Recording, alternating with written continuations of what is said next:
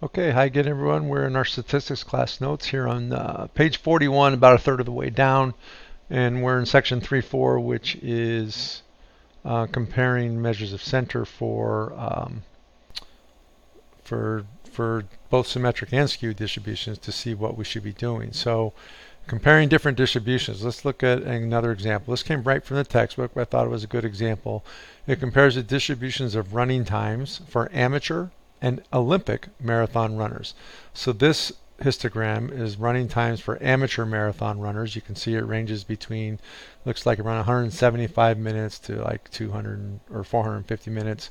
Whereas the Olympic marathon runners has much less spread, right? They're all grouped in there nice and tightly together between around, I don't know, 100 minutes and not 100 minutes, but 120 minutes and around, just a little over 200.